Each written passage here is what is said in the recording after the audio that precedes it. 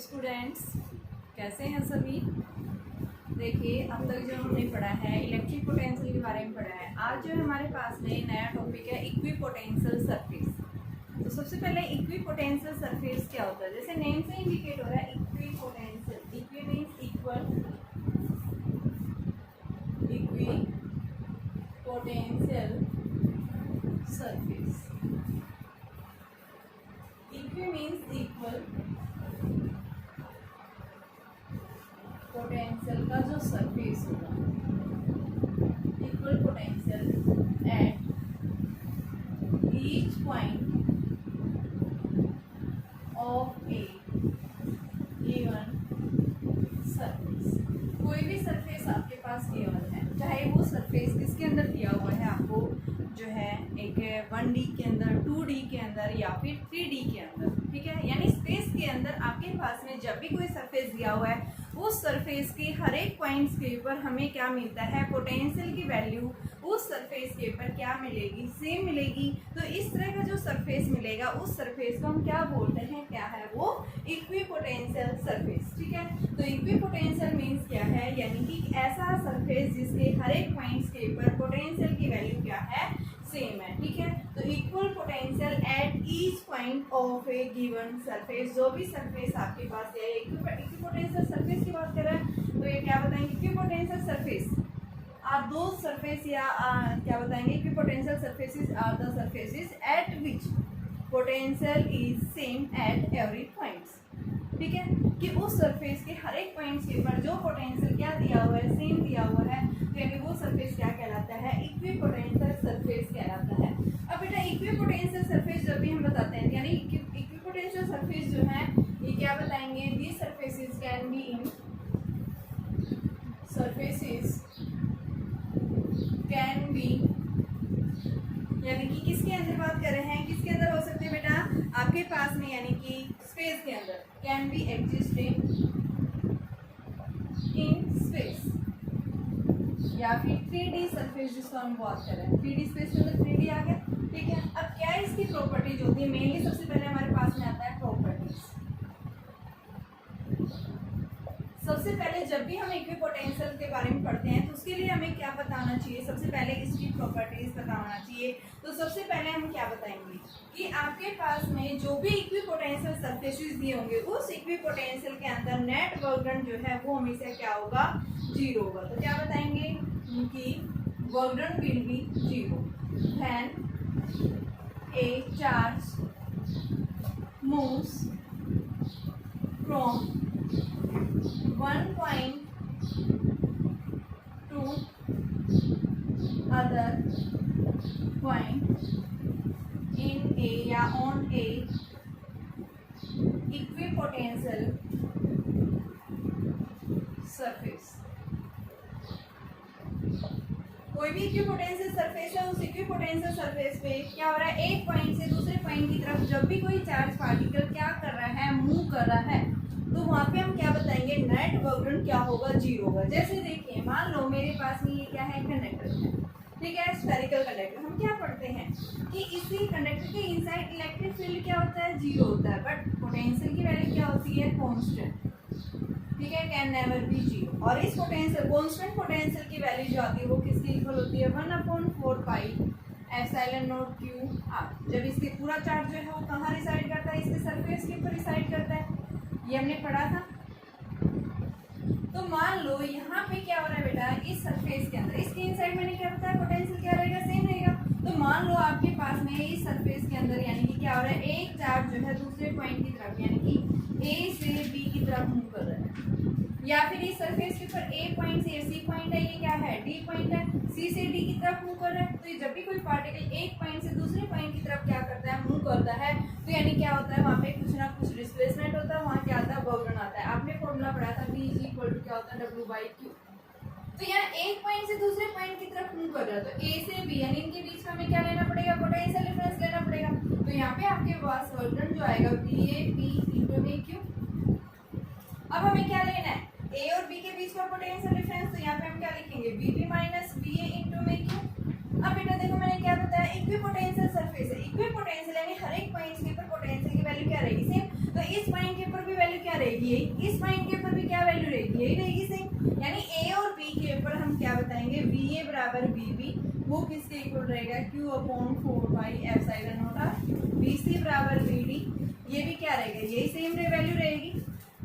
तो यानी हमारे पास में इन दोनों के बीच का पोटेंशियल डिफरेंस जो आएगा, यानी यहाँ पे भी हम क्या लिखेंगे, Q अपॉन 4πε0। तो ये वैल्यू क्या होगी, W is equal to Q upon 4πε0r minus Q upon 4πε0r। और मान लो ये आपके पास में कोई भी चार्ज जो था वो मूव कर रहा था, ये Q नोट ले लो, ठीक है। तो यहाँ पे हमने क्या लिख दिया, Q नोट। तो ये क्या हो गया बेटा, सेम वैल्यू, तो W क्या आ गया, 0। तो यानी वर्क डन आप क्या बताएंगे, जब भी कोई चार्ज पार्टिकल क्या कर रहा है इक्विपोटेंशियल सरफेसेस के अंदर या इक्विपोटेंशियल सरफेस के ऊपर क्या कर रहा है, एक पॉइंट से दूसरे पॉइंट की तरफ मूव कर रहा है, तो वहाँ पे नेट वर्क डन हमेशा क्या होगा, 0 होगा, ठीक है। क्योंकि इक्विपोटेंशियल सरफेस है और इक्विपोटेंशियल सरफेस के ऊपर आप क्या बताएंगे, इस फर्स्ट प्रॉपर्टीज की वर्क डन हमेशा क्या होता है, 0 होता है। क्यों होता है, क्योंकि वर्क डन क्या होता है, डेफिनेशन क्या होती है, it is the product of the unit charge body and the potential difference. और पोटेंशियल डिफरेंस हम किसके अंदर ले रहे हैं, इक्विपोटेंशियल सरफेस। और इक्विपोटेंशियल सरफेसेस का मतलब क्या है कि उस सरफेस के हर एक पॉइंट्स के ऊपर पोटेंशियल क्या है बच्चों, सेम है, ठीक है। तो यानी हम क्या बताएंगे, जब पोटेंशियल सेम होगा तो वहाँ पे हमारे पास में वर्क डन क्या हो जाएगा, 0 आ जाएगा। तो हम क्या बताएंगे इसकी फर्स्ट प्रॉपर्टी कि इक्विपोटेंशियल सरफेसेस के ऊपर नेट वर्क डन हमेशा क्या होता है, 0 होता है। सेकंड प्रॉपर्टी देखिए,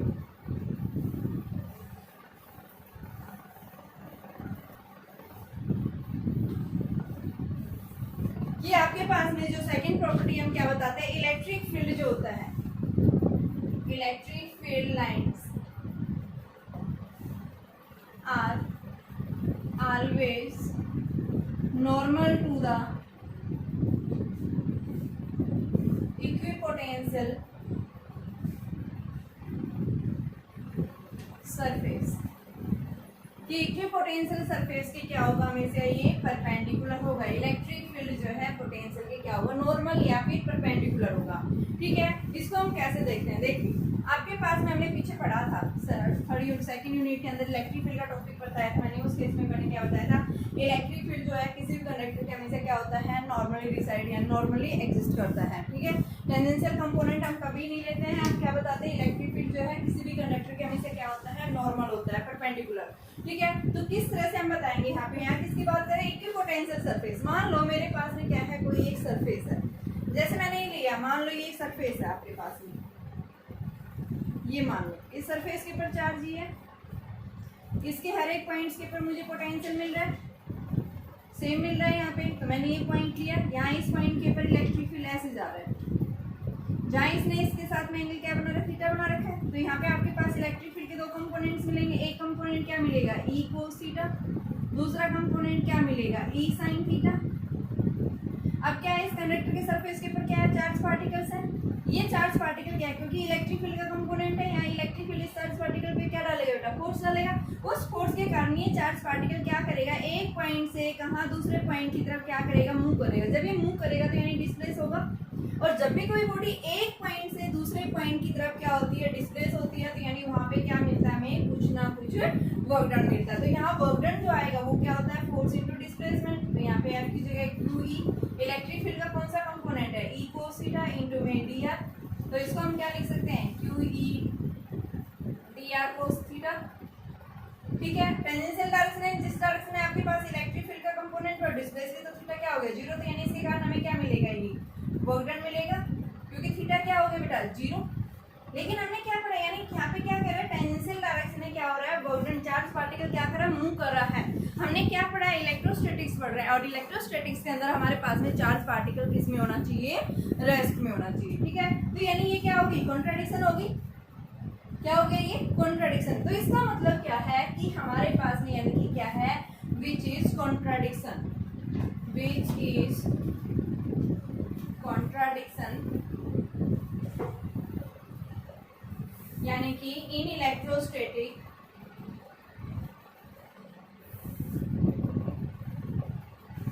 Q विल बी, चार्ज जो है वो क्या ऐसा होना चाहिए, एट रेस्ट, यानी वर्क डन नहीं होना चाहिए, यहाँ वर्क डन हो रहा है, कंजर्वेटिव है ये आपके पास में, ठीक है। तो यानी बर्डन हो रहा है, तो यानी कंट्राडिक्शन होगी, तो यानी हम क्या बताएंगे कि इलेक्ट्रिक फील्ड ये कौन सा कंपोनेंट है इसका, टेंजेंशियल। तो टेंजेंशियल कंपोनेंट के कारण क्या होगा, यहाँ पे चार्ज पार्टिकल मूव करने लग जाता है, यानी करंट प्रोड्यूस हो जाता है, चार्ज पार्टिकल मोशन में आ जाता है, बर्डन होगा यहाँ पे। लेकिन ऐसा नहीं होना चाहिए, बर्डन क्या होना चाहिए, जीरो होना चाहिए। तो इस वजह से इलेक्ट्रिक फील्ड का कौन सा, देखो अब यहाँ पे इलेक्ट्रिक फील्ड किधर लग रहा है, इस साइड ऊपर की तरफ। चार्ज पार्टिकल क्या करेगा, इलेक्ट्रिक फील्ड उस पर फोर्स डालेगी, किधर जाएगा, इस साइड डिस्प्ले होगा। तो जब भी कोई बॉडी क्या हो रही है, यानी अगर हम क्या लेंगे, if we take normal component of electric field, तो क्या होगा बेटा, इलेक्ट्रिक फील्ड तो आपको ऊपर की तरफ लग रहा है, डी ई साइन थीटा जो मैंने बताया, और ये इलेक्ट्रिक फील्ड यानी जो इलेक्ट्रिक फील्ड था ये क्या कर रहा है, चार्ज पार्टिकल फोर्स लगा है, ठीक है। तो ये इसके कारण जो है आपके पास में ये चार्ज पार्टिकल यहाँ से यहाँ मूव कर गया, डी आर।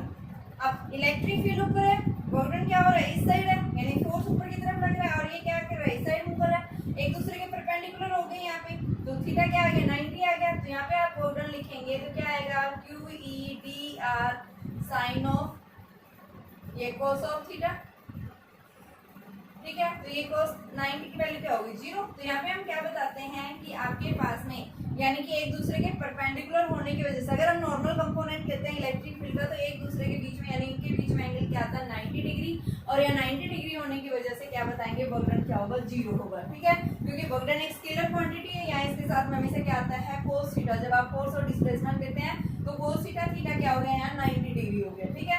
आपके पास में जो फोर्स लग रहा है उस फोर्स की वैल्यू यानी हम क्या बताते हैं, क्या है ये, क्यू ई है ये, ठीक है। जो फोर्स आपके पास लग रहा है क्यू ई साइन थीटा ले लो, और आपके पास में ये तो फोर्स है, ठीक है, और डी आर आगे यहाँ से डॉट प्रोडक्ट बॉर्डन निकाल रहे हैं यहाँ से, तो बॉर्डन आपके पास में क्या आएगा, कोस ऑफ थीटा, इन दोनों के बीच में थीटा की वैल्यू क्या आ गई, कोस 90। तो ये पूरी वैल्यू क्या हो जाएगी, 0 हो जाएगी। तो यानी हम क्या बताएंगे यहाँ पे कि अगर हम क्या ले रहे हैं, इलेक्ट्रिक फील्ड का नॉर्मल कंपोनेंट ले रहे हैं इक्विपोटेंशियल सरफेस के ऊपर, तो उस नॉर्मल कंपोनेंट के कारण यहाँ बॉर्डन क्या आ रहा है, 0 आ रहा है। लेकिन अगर हम टेंजेंशियल कंपोनेंट ले रहे हैं, उस टेंजेंशियल कंपोनेंट के कारण बॉर्डन की वैल्यू 0 नहीं आ रही। तो यानी हम क्या बताएंगे कि यहाँ पे जब भी इक्विपोटेंशियल सरफेस के ऊपर कोई भी चार्ज पार्टिकल जब एक पॉइंट से दूसरे पॉइंट की तरफ मूव कर रहा है, बॉर्डन क्या होता है, 0 होता है। सेकंड प्रॉपर्टी मैंने क्या बताया था कि उस सरफेस के ऊपर यानी इक्विपोटेंशियल सरफेस के ऊपर जो इलेक्ट्रिक फील्ड का कंपोनेंट होना चाहिए वो कैसा होना चाहिए बेटा, नॉर्मल होना चाहिए, ठीक है। हमें टेंजेंशियल कंपोनेंट नहीं लेना है, क्योंकि इस कंपोनेंट के कारण क्या प्रोड्यूस हो जाता है, करंट आ जाता है, ठीक है। चार्ज पार्टिकल मूव करने लग जाता है, मूव करने के कारण यहाँ बर्डन होगा, ये बर्डन 0 नहीं आ रहा, ठीक है। तो यानी इस कंपोनेंट इलेक्ट्रिक फील्ड का अगर हम टेंजेंशियल या पैरेलल कंपोनेंट लेते हैं तो इसके कारण हमें भी कभी भी जो है बर्डन 0 नहीं मिलता। हमें किस कंपोनेंट, इस बर्डन यानी कि इलेक्ट्रिक फील्ड का जो नॉर्मल कंपोनेंट है, इस नॉर्मल कंपोनेंट के कारण ही हमें क्या मिलता है, बर्डन मिलता है, ठीक है। तो यहाँ पे हम क्या बताएंगे, सेकंड प्रॉपर्टी क्या है, इलेक्ट्रिक फील्ड लाइंस होती हैं वो हमेशा क्या होती हैं, नॉर्मल, या इलेक्ट्रिक फील्ड जो होगा वो लाइन की बात रहने दो, सिर्फ आप अभी इलेक्ट्रिक फील्ड की बात कर रहे हैं, ठीक है। लाइंस भी वैसे परपेंडिकुलर होती है, इक्विपोटेंशियल सरफेस जो है आपकी अगर ऐसे जा रही है तो फील्ड लाइंस आपकी जो है वो ऐसे होंगी, एक दूसरे के परपेंडिकुलर होती है, ठीक है। तो आप ये भी बता सकते हैं। तो सेकंड प्रॉपर्टी आ गई है, दो प्रॉपर्टी बताई है मैंने अभी तक। नेट बर्डन क्या होता है, 0 होता है, फर्स्ट बताएंगे। सेकंड क्या बताएंगे, इलेक्ट्रिक फील्ड जो होता है वो हमेशा इक्विपोटेंशियल की क्या होती है, नॉर्मली डिसाइड यानी नॉर्मली एग्जिस्ट करती हैं, ठीक है। अब थर्ड प्रॉपर्टी देखिए, इसकी जो थर्ड प्रॉपर्टी है वो क्या है, देखिए direction of electric field is always directed towards decreasing potential, ठीक है। यानी ये आपसे कई बार पूछा जाएगा, बताओ इलेक्ट्रिक फील्ड की डायरेक्शन किस साइड है, ठीक है। तो ये याद रखना, आपके पास पोटेंशियल की वैल्यू जिधर क्या हो रही है, डिक्रीज होती जा रही है। जहाँ पोटेंशियल क्या है, डिक्रीज हो रहा है, आप क्या लेंगे, इलेक्ट्रिक फील्ड की डायरेक्शन उसी के अलोंग लेंगे, ठीक है। यानी कि इलेक्ट्रिक फील्ड की जो डायरेक्शन है वो हम कहाँ लेंगे, डिक्रीजिंग पोटेंशियल में। यानी कि एक तरह से आप बता सकते हैं, जैसे ये बता रही मैं 10, 20, 30, 40, 50 अलग अलग वोल्ट है, ये इक्विपोटेंशियल सरफेस है। तो यहाँ पे हम इलेक्ट्रिक फील्ड की डायरेक्शन कैसे लेंगे, तो ये क्या है, सबसे कम, ये उससे ज्यादा बढ़ती जा रही है, तो यानी क्या कह रहा है, डिक्रीजिंग पोटेंशियल की तरफ ही। तो यानी हम कहाँ लेंगे, इलेक्ट्रिक फील्ड की डायरेक्शन ऐसे लेंगे, इस तरफ, यू, इसके क्या है नॉर्मली इलेक्ट्रिक फील्ड लाइंस, ये आपकी सरफेस ऐसे इक्विपोटेंशियल सरफेस, ठीक है। तो यहाँ पे हम क्या बताएंगे, इस तरह से आपकी इसके बिल्कुल नॉर्मली जो है इनके साथ ही 90 डिग्री के एंगल बना रही है, ठीक है। और ये किधर होंगी, इलेक्ट्रिक फील्ड की डायरेक्शन आप कहाँ लेंगे, डिक्रीजिंग पोटेंशियल, यहाँ सबसे कम पोटेंशियल है, ये उससे ज्यादा है, ये उससे ज्यादा, इसकी वैल्यू क्या होती जा रही है, बढ़ती जा रही है। तो हम क्या बताएंगे, इलेक्ट्रिक फील्ड की डायरेक्शन जो होगी हमेशा वो किस साइड डायरेक्टेड होगी, डिक्रीजिंग पोटेंशियल की तरफ क्या करेगी, डायरेक्टेड होगी, यानी उसकी डायरेक्शन हम हमेशा डिक्रीजिंग पोटेंशियल में लेंगे। नेक्स्ट जो हम क्या बताते हैं कि इक्विपोटेंशियल, जैसे मान लो आपके पास में ये है एक सरफेस है, मान लो ये कोई एक चार्ज है, इस चार्ज के अराउंड सराउंडिंग में अगर मैं इक्विपोटेंशियल सरफेसेस लेती तो इस तरह से मेरे पास में इक्विपोटेंशियल सरफेस बनता है।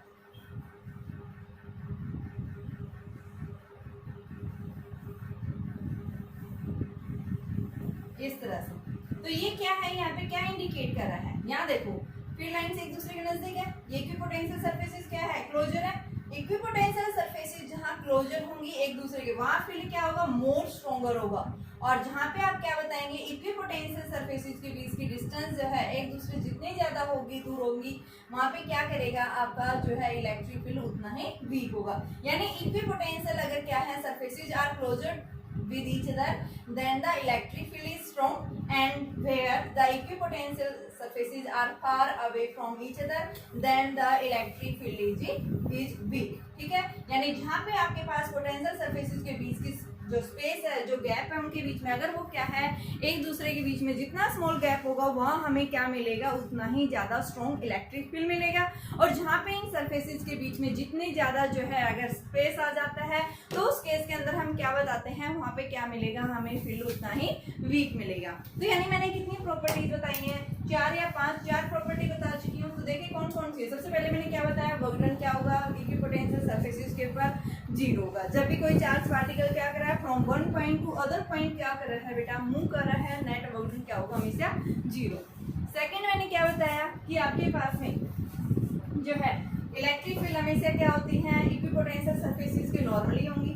थर्ड हमने क्या बताया है कि आपके पास में जो है यानी कि डायरेक्शन ऑफ इलेक्ट्रिक फील्ड आएगी वो हमेशा क्या होगी, आपके पास में डिक्रीजिंग पोटेंशियल की तरफ एक्ट करेंगी, ठीक है। नेक्स्ट हमने क्या बताया है कि आपके पास में जो इक्विपोटेंशियल सरफेसेस हैं इनके बीच में जितना स्मॉल क्या होगा, डिफरेंस होगा, यानी इनके बीच में जितना स्मॉल गैप होगा, जितना स्मॉल डिफरेंस होगा, डिस्टेंसेस कम होगी, लेसर डिस्टेंस होंगी, वहाँ पे क्या मिलेगा, हमें इलेक्ट्रिक फील्ड उतना ही ज्यादा स्ट्रॉन्ग मिलेगा। देखिए आपने एक रिलेशन पढ़ा था, relation between electric field and the potential के बीच में क्या रिलेशन था वो देखिएगा, E is equal to minus dv/dr क्या था। यहाँ पे अगर हम क्या रख दें, इफ dv इज कांस्टेंट,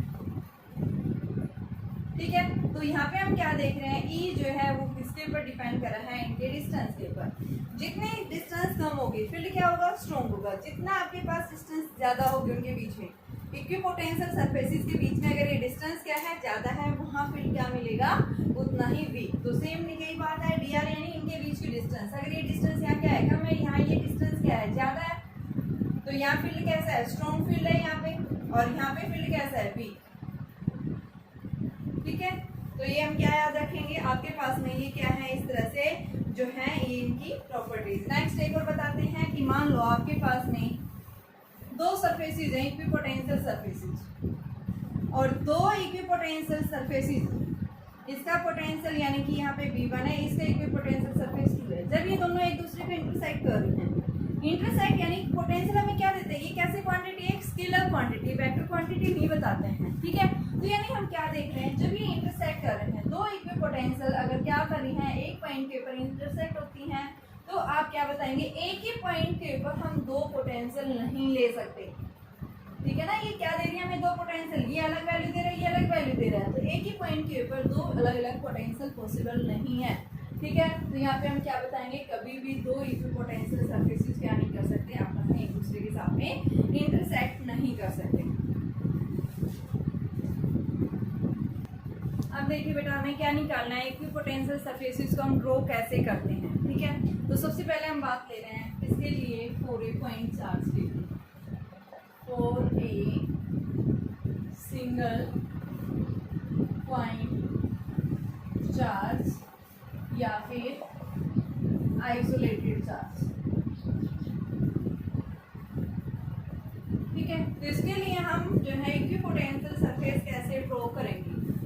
मेरे पास में ये क्या दिया हुआ है, एक प्लस क्यू चार्ज दिया हुआ है। इस प्लस क्यू चार्ज के लिए हमने क्या देखा था, पोटेंशियल की वैल्यू क्या आ रही थी, के क्यू बाई आर, यानी क्यू अपॉन में 4 पाई एप्सिलॉन नॉट आर। ठीक है, तो यहाँ से हम क्या देखेंगे, सिंगल पॉइंट चार्ज यानी इसके सरफेस के ऊपर पोटेंशियल इमेज क्या रहेगा, कांस्टेंट रहेगा। ठीक है, तो यहाँ पे हमें क्या मिलेगा, सबसे पहले इलेक्ट्रिक फील्ड लाइंस ड्रॉ करें। ये बेटा हमने इलेक्ट्रिक फील्ड लाइन जो क्या है इस कंडक्टर के नॉर्मल। अब इलेक्ट्रिक फील्ड लाइंस के ऊपर यानी कि जो इक्विपोटेंशियल सरफेस हम लेते हैं वो हमेशा क्या होती है, सरफेसेस के परपेंडिकुलर। तो यहाँ हमें क्या मिलेगा, जो है स्फेरिकली सिमेट्री बन रही है।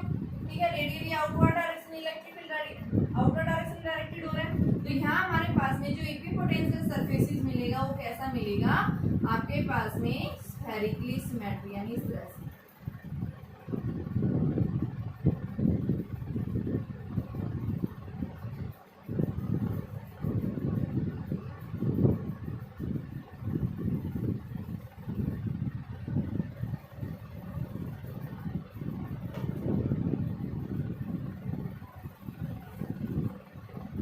यहाँ पे आप क्या देख रहे हैं,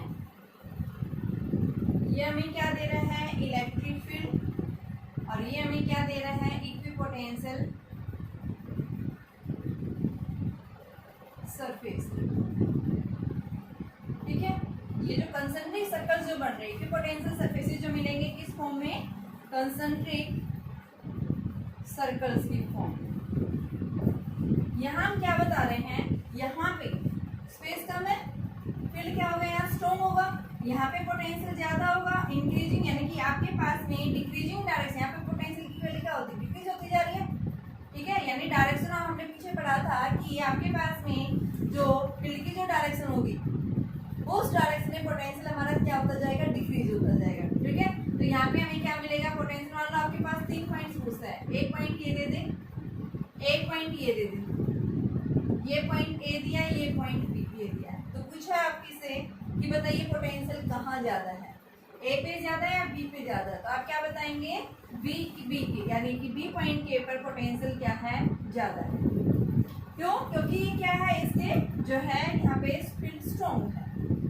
ठीक है, अगर मान लो यहाँ पे आपके पास में कितनी है, 50 वोल्ट पोटेंशियल है, तो यहाँ आपके पास में कितना मिलेगा, 10 वोल्ट। अप्रोक्सीमेट डिक्रीज होता जा रहा है। ठीक है, एक तरह से हमने अप्रोक्सीमेट कंसीडर किया है, कुछ भी मिलेगा नहीं। यहाँ पे पोटेंशियल हमेशा क्या मिलता है, ज्यादा मिलता है, यहाँ पोटेंशियल क्या मिलेगा, हमें कम मिलेगा। जिस डायरेक्शन में फील्ड की वैल्यू क्या होती जा रही है, डायरेक्शन आपके पास फील्ड की डायरेक्शन जिस साइड है उस साइड हमें क्या मिलेगा, पोटेंशियल की वैल्यू क्या होती जाएगी, हमेशा डिक्रीज होती जाएगी। अगर आपके पास में क्या पूछ रहे हैं, नेगेटिव चार्ज देते उसके लिए पूछे तो उसके लिए भी सिमिलर आप यही सेम कंसंट्रिक सर्कल्स के अंदर दिखाएंगे। ये नेगेटिव चार्ज है, फील्ड लाइंस की डायरेक्शन उल्टी दिखा देंगे, इसमें हम इस तरह से लेंगे, हम अंदर की तरफ डायरेक्टेड होंगी ये, और इसके सराउंडिंग में हमें फील्ड लाइंस ऐसे मिलेंगी, ये sorry equipotential surface concentric circles के अंदर।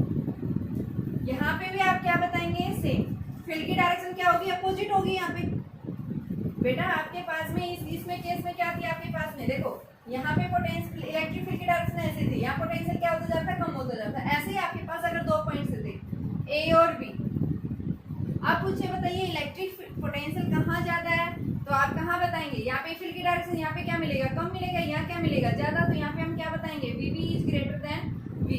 ठीक है, तो यहाँ पे ये क्यों, क्योंकि नेगेटिव चार्ज है, ये कैसा था, पॉजिटिव। हमने क्या बताया है कि जो फील्ड की डायरेक्शन होगी उसके अलाउंग पोटेंशियल क्या होता जाता है, डिक्रीज। तो यहाँ पे आपके पास में कैसा था, फील्ड की डायरेक्शन ऐसे ज्यादा थी, यहाँ पे पोटेंशियल कम था, यहाँ पोटेंशियल ज्यादा है। इस केस में क्या है आपके पास में कि यहाँ पे पोटेंशियल हमें क्या मिलेगा, कम मिलेगा, यहाँ पोटेंशियल हमें क्या मिलेगा, ज्यादा मिलेगा। ठीक है, ये जस्ट क्या है, उसके अपोजिट है। ठीक है, तो यहाँ पे हम क्या बताएंगे, अगर आप डायरेक्शन ऑफ फील्ड के अलोंग जा रहे हैं तो पोटेंशियल की वैल्यू क्या होती है, डिक्रीज जा रही है। अगर आप क्या कर रहे हैं, डायरेक्शन अपोजिट टू ई, ठीक है ना, अगर आप if you move in the direction opposite to E then V increase. ठीक है बेटा, तो यहाँ पे ये लाइन में लिख देती हूँ, इफ, क्योंकि यहाँ पे एनसीईआरटी का क्वेश्चन है, उस क्वेश्चन आपके पास में पूछा है if you move in the direction of v, if you move in the direction of e, v will be decrease. First point तो ये याद रखेंगे कि अगर आप क्या कर रहे हैं, फील्ड की डायरेक्शन के अलोंग जा रहे हैं तो क्या होगा, पोटेंशियल डिक्रीज होगा। बट आप क्या कर रहे हैं, if you move in the direction opposite to E, opposite to E जा रहे हैं। Second point, if you move in the opposite direction of v, then v will be increased। यानी कि अगर आप फील्ड की डायरेक्शन से जा रहे हैं पोटेंशियल इंक्रीज, अगर आप फील्ड की यानी यहाँ से यूं जा रहे हैं तो क्या होगा, यहाँ पे वैल्यू ज्यादा होगी, यहाँ पे वैल्यू क्या होगी, कम होगी। सेम वही बात होगी, इधर जा रहे हैं पोटेंशियल कम होगा। अगर आप इससे अपोजिट क्यों ले रहे हैं, तो यहाँ मैंने क्या वैल्यू बताई, ज्यादा है, यहाँ वैल्यू क्या है, कम है। ठीक है, तो आपको ये पॉइंट्स याद रखने हैं। आपके पास में 1 मार्क्स के अंदर क्वेश्चन पूछ सकता है, बताइए बेटा यहाँ पे आपके पास में पोटेंशियल की वैल्यू कम मिलेगी, ज्यादा मिलेगी, कहाँ पे आपके पास में मैक्सिमम जो है फील्ड है, मिनिमम फील्ड है। ठीक है, चारों तरह से, यानी कि आपके पास में दोनों तरह से पोटेंशियल के ऊपर भी क्वेश्चन पूछ सकते हैं, आपके पास में इलेक्ट्रिक फील्ड के ऊपर भी क्वेश्चन पूछ सकते हैं। सिर्फ आपको यही ध्यान रखना है कि आपके पास फील्ड की डायरेक्शन क्या है। ठीक है, तो ये याद रखना, अगर आपके पास सिंगल पॉइंट चार्ज है, ठीक है, आइसोलेटेड है, तो उसके लिए इक्विपोटेंशियल सरफेस, तो क्या याद रखेंगे, आपके पास सिंगल पॉइंट चार्ज के लिए हमेशा इक्विपोटेंशियल कैसा मिलता है, हमें कॉन्सेंट्रिक सर्कल्स की फॉर्म में क्या मिलेगा, ये इक्विपोटेंशियल सरफेस हम ड्रॉ करेंगे। सेकंड केस देखते हैं, फॉर ए डाइपोल, अगर डाइपोल दिया हुआ है, डाइपोल के लिए आप इक्विपोटेंशियल सरफेस कैसे ड्रॉ करेंगे। डाइपोल का मतलब क्या है, एक नेगेटिव चार्ज है, दूसरा पॉजिटिव चार्ज, पूरे डिस्टेंस के ऊपर हम प्लेस कर देते हैं। ठीक है, तो यहाँ पे हमारे पास में देखो क्या किस तरह से, सबसे पहले हम इनके अक्रॉस फील्ड लाइंस देखते हैं। आपके पास में जो डाइपोल है, इस डाइपोल के लिए आपकी कहाँ से, यानी कि पॉजिटिव से स्टार्ट होती है, नेगेटिव पे टर्मिनेट हो जाती है, इस तरह से मिलती है।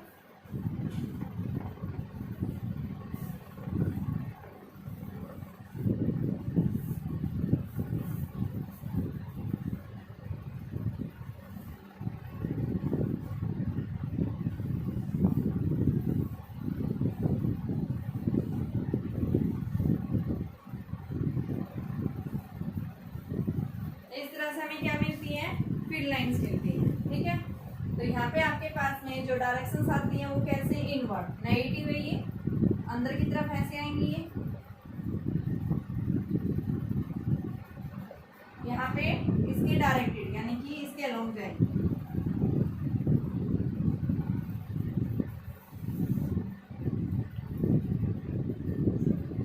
पॉजिटिव से स्टार्ट होती है, पॉजिटिव से स्टार्ट होती है, आउटवर्ड डायरेक्शन जाती है, ऐसे जाती है। ठीक है, ये इस तरह से हमारे पास में फील्ड लाइंस आ गई है। अब हमें ड्रॉ क्या करना है, इक्विपोटेंशियल सरफेस ड्रॉ करनी है। तो कैसे ड्रॉ करेंगे, देखिए सिंगल पॉइंट चार्ज है, सिंगल पॉइंट चार्ज है, यानी इसके अक्रॉस जो हमें क्या मिलेंगी, कंसंट्रिक सर्कल्स की फॉर्म में ही पोटेंशियल सरफेस मिलेगा। लेकिन एक बेसिक डिफरेंस आएगा इनके बीच में कि जब आप इक्विपोटेंशियल सरफेस ड्रॉ करते हैं हमें क्या मिलता है, इस तरह से मिलती है।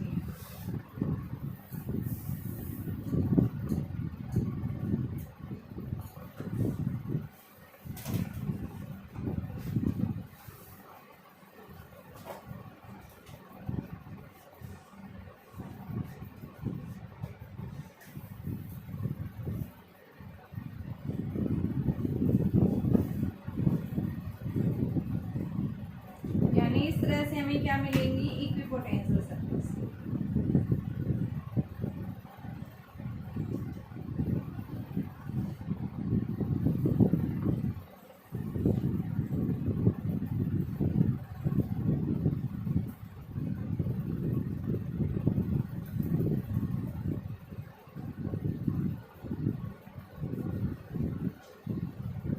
ये इनके बीच की डिस्टेंस इस साइड क्या होती जाएगी, बढ़ती जाएगी, इधर इनके बीच की डिस्टेंस क्या होती है, कम होती है, यानी इस तरह से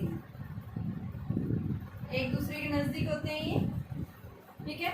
तो यहाँ पे हम क्या बताते हैं कि डाइपोल के केस में जब हमारे पास में क्या बनता है, डाइपोल बनता है, उस केस में हम क्या बताते हैं कि यहाँ पे ये फील्ड लाइंस यानी कि इक्विपोटेंशियल सरफेसेस क्या है, एक दूसरे के नजदीक है, ठीक है। इस साइड भी बीच में भी क्या है, इक्विपोटेंशियल सरफेसेस के बीच के डिस्टेंस क्या है, वेरी स्मॉल है। लेकिन इधर जैसे इस साइड आप देख रहे हैं क्या है डिस्टेंस इनके बीच में, लार्ज डिस्टेंस है, ठीक है। तो ये ऐसा क्यों हो रहा है, क्योंकि आप क्या बताएंगे, क्योंकि यहाँ पे फील्ड लाइंस क्या है, ज्यादा स्ट्रॉन्गर है, क्योंकि यहाँ से स्टार्ट हुई है, इस साइड जा रही है, तो यहाँ से बहुत सारी फील्ड लाइंस निकली, इस साइड चली गई है, ठीक है। तो यहाँ पे हम क्या बताते हैं, इस रीजन के अंदर क्या है, यहाँ पे फील्ड लाइन ज्यादा स्ट्रॉन्ग है, फील्ड जहाँ स्ट्रॉन्ग होगा वहाँ पे क्या होगा, ये पोटेंशियल जो इक्विपोटेंशियल सरफेसेस के बीच का जो स्पेस है वो क्या हो जाता है, उतना ही ज्यादा स्मॉल हो जाएगा। तो यहाँ पे हमें इक्विपोटेंशियल सरफेसेस के बीच में ये जो डिस्टेंस है ये क्या मिलेगा, उतना ही स्मॉल मिलेगा। क्यों मिलता है उसका रीजन मैंने बता दिया है कि बेटा यहाँ हमें क्या मिलता है, फील्ड स्ट्रॉन्ग मिलता है, ठीक है। दोनों एंड से यहाँ पे भी स्ट्रॉन्ग है, यहाँ पे भी स्ट्रॉन्ग है, तो यहाँ पे इनके बीच में इक्विपोटेंशियल सरफेसेस के जो है यानी कि डाइपोल के बीच में यहाँ इक्विपोटेंशियल सरफेसेस के बीच में जो स्पेस होगा वो क्या होगा, वेरी स्मॉल होगा। यहाँ पे स्पेस क्या मिलेगा, ज्यादा मिलेगा। तो इस तरह से हम क्या करते हैं, एक डाइपोल के लिए जो हम क्या करेंगे, इस तरह से इक्विपोटेंशियल सरफेसेस ड्रॉ करेंगे, ठीक है। नेक्स्ट आता है, अगर आपके पास में दोनों लाइक चार्जेज हैं या फिर अनलाइक चार्ज है, उस केस में क्या होगा। तो देखिए लाइक या अनलाइक चार्जेज हैं, अनलाइक की तो बात अभी की है, डाइपोल अनलाइक ही थे, एक पॉजिटिव था एक कैसा था, नेगेटिव। अगर दोनों आपके लाइक है, दोनों या तो पॉजिटिव पॉजिटिव चार्ज हो सकते हैं या फिर दोनों कैसे हो सकते हैं, नेगेटिव, ठीक है। फॉर ए लाइक चार्जेज जैसे मैं ले रही हूँ दोनों पॉजिटिव ले रही हूँ, ये भी प्लस ये भी प्लस, फिर लाइन्स आपकी कैसे जाएंगी, ऐसे जाएंगी, इधर क्योंकि इनके बीच में क्या हो जाता है, रिपल्सिव फोर्स, या इनके बीच में हमें क्या मिलता है, न्यूट्रल पॉइंट, जहाँ नेट पोटेंशियल क्या हो जाएगा, जीरो हो जाएगा, नेट इलेक्ट्रिक फील्ड जीरो हो रहा था, ठीक है। इस तरह से हमें मिलता है।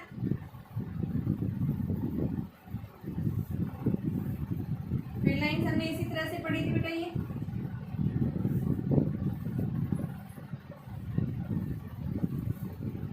ये आपका न्यूट्रल पॉइंट है,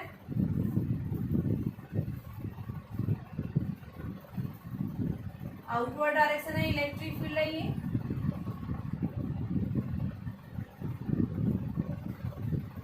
ठीक है। इस केस में भी आउटवर्ड डायरेक्शन है, पॉजिटिव चार्ज है,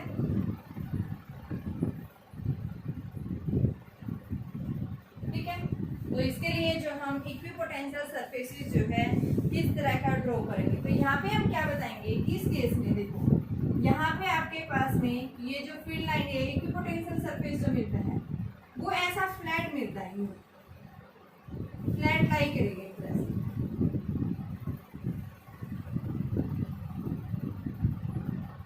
यानी यहाँ पे स्पेस कम, यहाँ पे स्पेस ज्यादा, फिर यहाँ स्पेस कम, यहाँ स्पेस क्या हो जाता है इनके बीच का, कम स्पेस, यहाँ क्या मिलेगा, ज्यादा, यहाँ स्पेस क्या होगा इनके बीच का, कम हो जाता है यहाँ, और यहाँ फिर ज्यादा, इस तरह से यहाँ स्पेस कम, ये फिर ज्यादा, यहाँ फिर ये आते ही बीच में क्या हो जाएगा, ये स्पेस कम, इस तरह से। ऐसे यहाँ पे दिखाएंगे हम, आपके पास में यानी फील्ड लाइंस इस तरह से मिलेंगी, ये sorry equipotential surface flat shape में दिखेगा,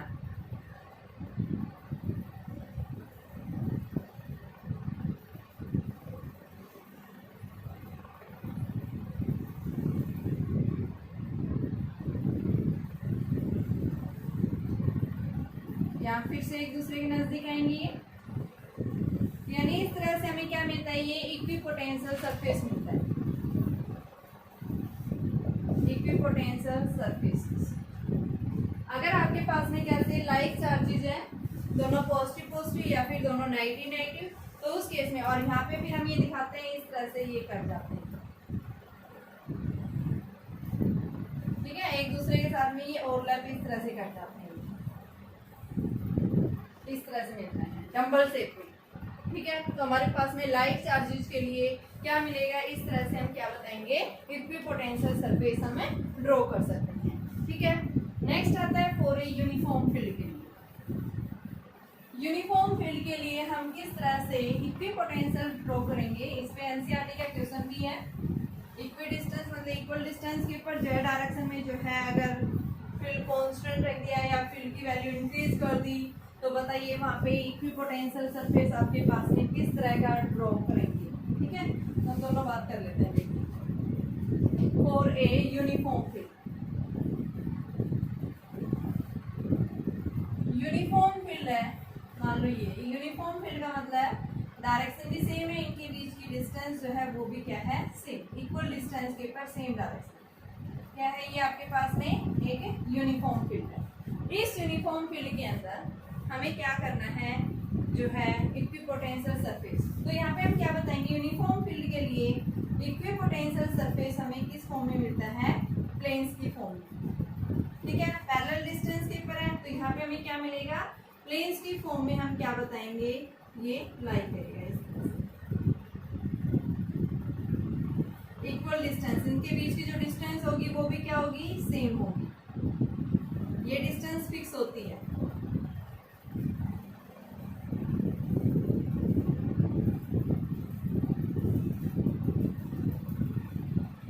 आप इस तरह से दिखा सकते हैं, प्लेन बना के दिखा दो, ये मैंने प्लेन्स बना के दिखा दिए।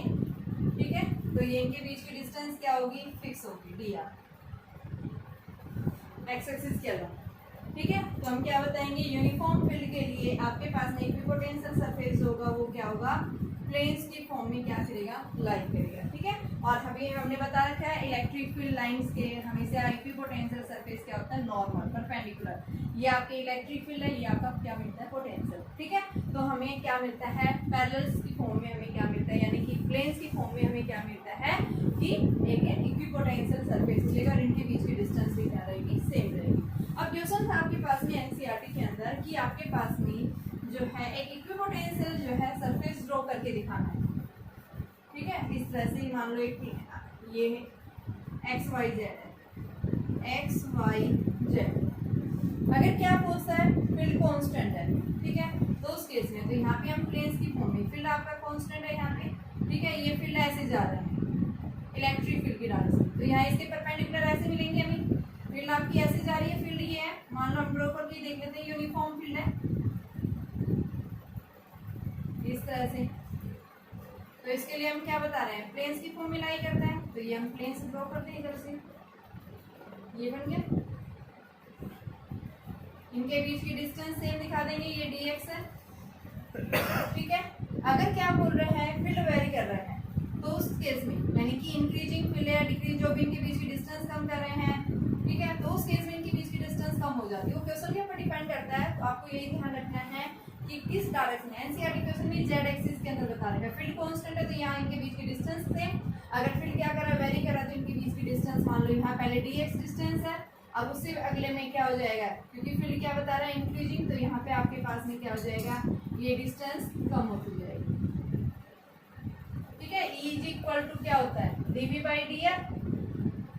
ठीक है, तो यहाँ पे फील्ड बढ़ेगा तो यानी डिस्टेंस कम होगी, अगर फील्ड डिक्रीजिंग में है तो यानी स्पेस बढ़ जाएगा, फील्ड इंक्रीजिंग में तो स्पेस हम क्या कर देंगे, उनके बीच की कम कर देंगे। तो ये क्वेश्चन के ऊपर डिपेंड करता है आपका क्वेश्चन किस तरह से पूछा हुआ है, उसी के अकॉर्डिंग हम क्या करेंगे, इक्विपोटेंशियल सरफेसेस ड्रॉ करेंगे।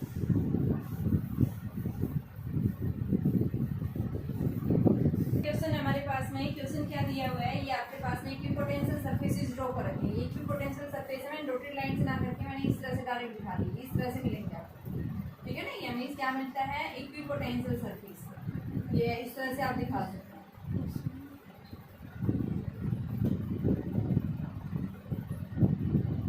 क्या पूछा है, find the electric, what is the direction of E at P and R। P और R के ऊपर क्या निकालना है, इलेक्ट्रिक फील्ड की डायरेक्शन। तो कैसे बताएंगे, देखो क्या पढ़ा था हमने कि इलेक्ट्रिक फील्ड की जो डायरेक्शन है डिक्रीजिंग पोटेंशियल में क्या करती है, डायरेक्ट होती है। तो यहाँ से हम देख रहे हैं सबसे ज्यादा पोटेंशियल, उससे कम सबसे कम, यानी ऐसे डिक्रीज होता जा रहा है। ठीक है, तो यहाँ पे हम क्या बताएंगे, डिक्रीजिंग पोटेंशियल यानी इसकी जो डायरेक्शन मिलेगी वो क्या मिलेगी, इस साइड। हमेशा क्या होता है, इसके परपेंडिकुलर, तो इसकी डायरेक्शन यानी क्या होगी, सरफेस के इक्विपोटेंशियल सरफेस के परपेंडिकुलर, तो हमें ये टुवर्ड्स क्या बताएंगे, लेफ्ट। ठीक है, इलेक्ट्रिक फील्ड जो है इक्विपोटेंशियल सरफेस के हमेशा क्या होती है, नॉर्मल। इसी तरह से हम यहाँ देखेंगे, यहाँ आपके पास में क्या मिलेगी, परपेंडिकुलर होगी सबसे पहले, ठीक है, इससे आगे कुछ है नहीं, तो यहाँ पे परपेंडिकुलर का मतलब क्या है, ऐसे ऊपर की तरफ जाएगी, ठीक है, तो इसमें कहाँ दिखाएंगे, अपवर्ड, ठीक है, ये हो गया फर्स्ट क्वेश्चन। और दूसरा इसमें देखिए, draw the field lines draw करो, ठीक है, तो ये कैसा है आपके पास में रीजन 10, 8, 6 यानी वेरिएबल, इनके बीच का पोटेंशियल क्या है, कांस्टेंट 2 वोल्ट है ये, इसके क्या होगी, परपेंडिकुलर, तो हम इस तरह से ड्रॉ कर सकते हैं ये, क्योंकि एक भी कर्व शेप में आ रही है, तो आपके पास में देखो इक्विपोटेंशियल सरफेसेज आपकी कर्व भी हो सकते हैं, स्ट्रेट भी हो सकती है, कैसी भी शेप हो सकती है इक्विपोटेंशियल सरफेस की, ठीक है, तो यहाँ पे हमारे पास में जो इक्विपोटेंशियल सरफेस कैसा था, कर्व शेप में था, तो इसी तरह से हमने फील्ड लाइन भी कैसी ले ली, कर्व ले ली है, ठीक है। अब क्या पूछा है, मैग्नीट्यूड बताओ, तो ए से बी की तरफ कोई चार्ज पार्टिकल मूव कर रहा है, तो यहाँ पे हमें क्या निकालना है, इलेक्ट्रिक फील्ड। इलेक्ट्रिक फील्ड के लिए क्या पढ़ा था आपने, E = -dV/dr, dr दे रखा है, दोनों के बीच का कितना है 4 सेंटीमीटर, और dv कितना है ये 8 - 2 यानी कि 2 वोल्ट माइनस, और ये कितना है 4 सेंटीमीटर यानी 10⁻⁻⁻⁻⁻ मीटर में चेंज कर लिया, तो बेटा ये कितना आ गया -2/4 × 10⁻²,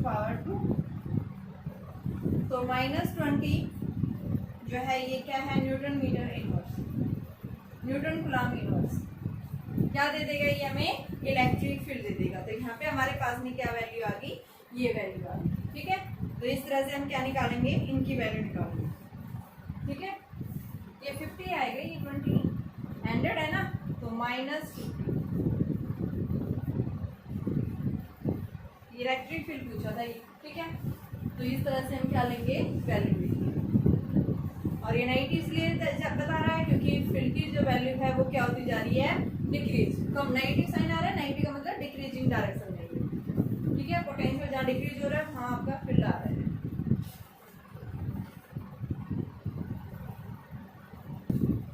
देखिए बेटा क्या पूछा इस क्वेश्चन के अंदर कि आपको क्या निकालना है, मैग्नीट्यूड और डायरेक्शन निकालनी है, किसके लिए, इलेक्ट्रिक फील्ड के लिए। कैसे देखेंगे, क्या दिया हुआ आपके पास में, इक्विपोटेंशियल सरफेसेस दिखा रखे हैं, ठीक है, एक प्लेन्स की फॉर्म में दिखा रखे हैं, तो यानी कि हम क्या दिखाएंगे, सबसे पहले इलेक्ट्रिक फील्ड जो होता है वो इक्विपोटेंशियल सरफेस से कैसा लेंगे, नॉर्मली लेंगे, परपेंडिकुलर डायरेक्शन में लेंगे, तो यहाँ से हमारे पास में परपेंडिकुलर डायरेक्शन हम जो ड्रॉ करेंगे इस तरह से दिखाएंगे। देखिए आपके पास में मान लो ये पॉइंट है, इस पॉइंट के ऊपर आप इस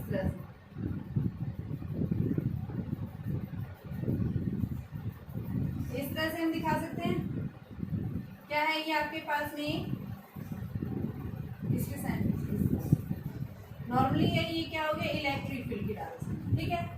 अब हमें क्या निकालना है, देखो यहाँ पे आपके पास 10, 20, 30, 40 इस तरह से लेंगे परपेंडिकुलर, अब डायरेक्शन किधर होगी, क्या बता रखा है आपको, डिक्रीजिंग पोटेंशियल में, तो यहाँ 10, यहाँ 20, यहाँ 30, यहाँ 40 यानी बढ़ रहा है इस साइड, तो पोटेंशियल की इलेक्ट्रिक फील्ड की डायरेक्शन किधर लेंगे, ऊपर की तरफ, ऐसे जाएगा, ठीक है। ये तो थी डायरेक्शन की बात। अब क्या निकालेंगे, मैग्नीट्यूड। मैग्नीट्यूड निकालने के लिए देखो आपके पास एक ट्राइंगल बन रही है, यहाँ से देखो इलेक्ट्रिक फील्ड जो होता है इक्विपोटेंशियल सरफेस के हमेशा परपेंडिकुलर, तो यहाँ एंगल क्या बन रहा है 90 डिग्री, और ये एंगल मान लो कितना एंगल बना रहा है, यहाँ से थीटा बना रहा है, ठीक है। तो आपके पास ये ट्राइंगल बन रही है, इसको हमने नाम दे दिया A B and C.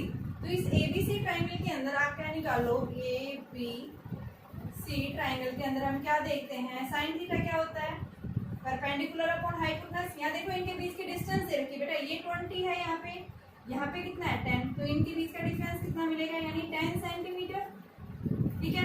Angle हमें ये दिया हुआ है, ठीक है, तो यहाँ से देखो ये वाली डिस्टेंस आपके पास कितनी है, ये 10, तो यहाँ से हम क्या लिख सकते हैं कि ये जो डिस्टेंस है इनके बीच की, ये हमें क्या दे रहा है, dr दे रहा है, dr कितना है 10 सेंटीमीटर, ठीक है। तो यहाँ से हम साइन थीटा क्या होता है, परपेंडिकुलर अपॉन में हाइपोटेनस, तो यहाँ से आपके पास में जो परपेंडिकुलर बनेगा वो किसके इक्वल आएगा बेटा, यहाँ से हम क्या लिखेंगे कि जो परपेंडिकुलर ये साइन थीटा जो होगा वो क्या आएगी, परपेंडिकुलर अपॉन में हाइपोटेनस, और यहाँ से जो आपके पास में परपेंडिकुलर जो है वो क्या है डेल्टा, यानी ये वैल्यू ये परपेंडिकुलर ही है, ठीक है। आपके पास में क्या आ जाएगा, और ये हमें कितना दे रखा है 10, डिस्टेंस के बीच की ये है कि पोटेंशियल सरफेसेस की, तो क्या आएगा delta R perpendicular upon hypotenuse, hypotenuse ये हो गया इसका, ठीक है, ये परपेंडिकुलर ये बेस और ये इसका हाइपोटेनस, हाइपोटेनस की वैल्यू कितनी है आपके पास AC लिखो, ठीक है, BC अपॉन AC, और BC किसके इक्वल है, डेल्टा आर दे रहा है, ठीक है, और AC क्या है 10 सेंटीमीटर, सेंटीमीटर को 10⁻⁻2 मीटर में चेंज कर दिया, तो डेल्टा आर कितना आ गया हमारे पास में, और एंगल कितना दिया हुआ था ये आपके पास में sin 30, यही ये आपके पास ये बेस बना रहे हैं इसके साथ में, इस तरह से हमारी ट्रायंगल बनती है ना। ये परपेंडिकुलर हो गया 90 डिग्री, ये 30 डिग्री हाइपोटेन्यूज के साथ में, और यहाँ से बेटा आपको जो गिवन है वो क्या दिया हुआ है, ये थीटा बना हुआ है, ठीक है।